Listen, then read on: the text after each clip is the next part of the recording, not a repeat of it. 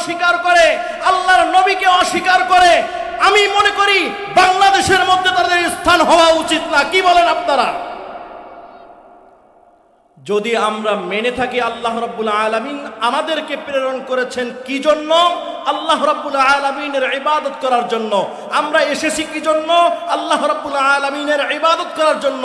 আল্লাহ রাব্বুল আলামিনের পৃথিবীতে আমরা যদি এসে থাকি ইবাদত করার জন্য, তাহলে আমরা মানুষের ইবাদত কেন করি?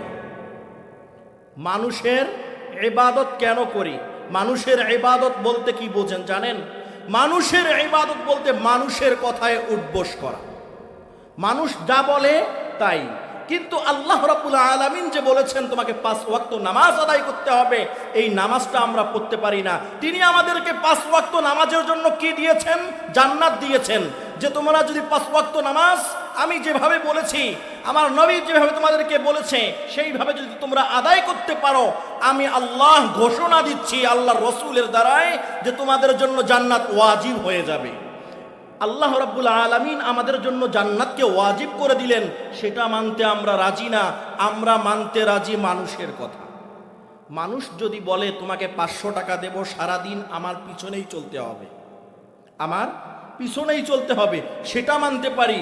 কিন্তু আল্লাহ রাব্বুল আলামিন আপনাকে আমাকে ঘোষণা দিলেন যে তুমি যদি 5 ওয়াক্ত নামাজ আদায় করতে পারো, ও বান্দা তুমি শুনে রাখো, তোমার জন্য আমি জান্নাত কি করে রেখেছি? রেডি করে রেখেছি। আজকে আমরা এত পরিমাণ নাফরমান, এত নাফরমান হয়ে গেছি যে আমাদেরকে নামাজের কথা বললেই আমরা বলি এটা মোল্লাদের কাজ, এটা হুজুরদের কাজ। নামাজ কি হুজুরদের কাজ? আপনারা বলেন, নামাজ কি হুজুরদের কাজ না আপনাদের কাজ? সকলের কাজ। যারা আমরা মুসলিম তারা সকলের কাজ। আমরা অনেক নিয়ামতে ভরপুর, কিন্তু আমরা কেউ বুঝি না সেই নিয়ামতটা কি। আমরা সাগর চিনি, চিনি না? সাগর চিনি কি না চিনি? সাগরের মধ্যে মাছ আছে না নাই? মাছ আছে না নাই? এই মাছ যে পরিমাণ পানির মধ্যে থাকে, ডুবে থাকে, তার চেয়েও অধিক অধিক নিয়ামতের মধ্যে আমরা ডুবে আছি।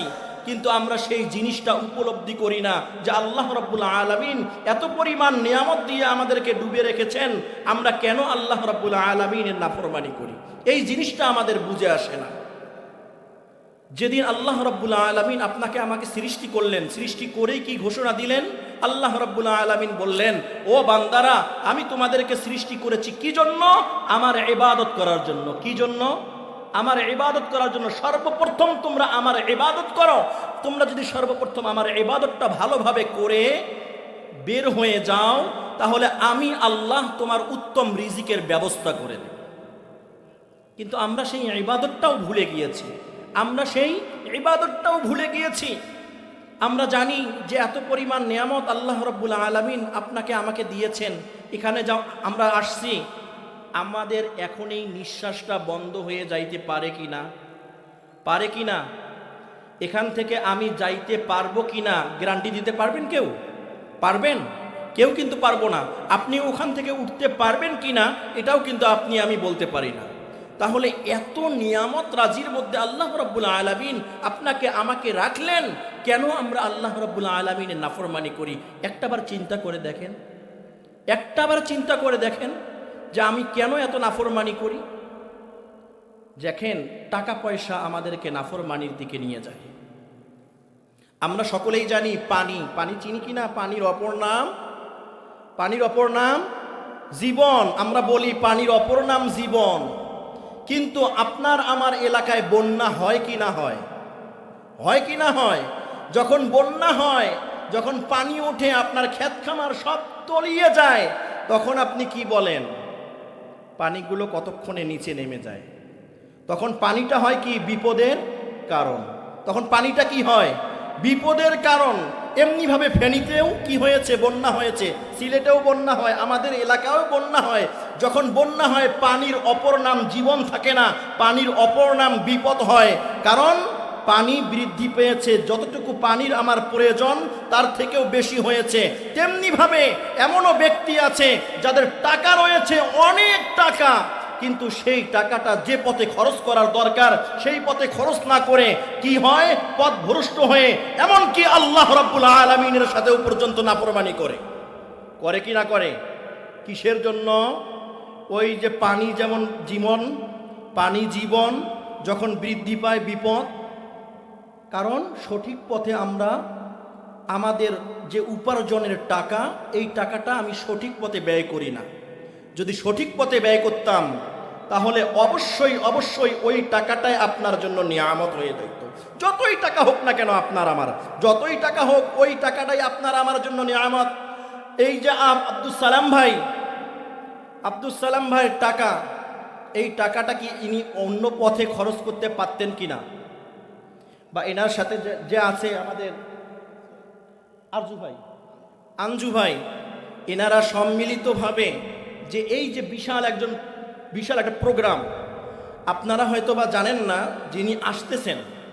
যিনি যে বক্তা আসতেছেন, এই বক্তা কত বড় আলেম আপনারা কেউ জানেন না। কারণ আমাদের সমাজে একটা সমস্যা আছে। সে সমস্যাটা কি জানেন? আমাদের সমাজের সমস্যা হচ্ছে যে আমরা খুঁজি কি বক্তা ফাইটা যায়, বুকটা ফাইটা যায়। এই সমস্ত বক্তা যখন এসে ফাইটা যায় বক্তব্য দিয়ে মাতাল করে, যুবকদেরকে মাতাল করে রাখি যায়, তখন ভাবি এই বক্তাটার মতো বক্তা হয় না, এই বক্তাটার মতো বক্তা হয় না। কিন্তু ওই বক্তা যখন এসে, আলেম বক্তা যখন এসে কবরের আযাব, নামাজ কিভাবে পড়তে হবে, কোরআন হাদিস সুন্নাহ অনুযায়ী যখন বয়ান করবে, তখন আমার এই বক্তাটাকে ভালো লাগে না। এটা কোনো বক্তা হলো? এটা কোনো বক্তা হলো? অথচ বলতেছে কি কোরআন এবং হাদিস দিয়েই কথা বলতেছে। ওই বক্তাকে ভালো লাগে না। বক্তা ভালো লাগে কোনটা? যে বক্তাটা আপনার আমার কাছে এসে দুনিয়ার বিভিন্ন রকমের কিস্সা কাহিনী বলে আপনাকে হাসি খুশি মাতাল করে রেখে যাবে। আপনি ভাবতেছেন যে এই বক্তায় আমার কাছে অনেক বড় বিশাল বক্তা, ভাইরাল বক্তা। ওই যে ইউটিউব, টিকটক এগুলো দেখে মনে করে বিশাল বক্তা।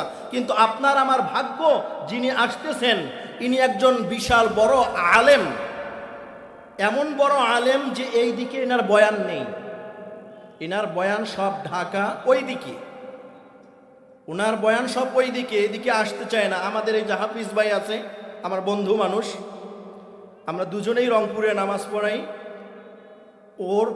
ওর পরিচয় দিয়ে বিভিন্নভাবে কলাকৌশল করে আমাদের এখানে ওনাকে আনা।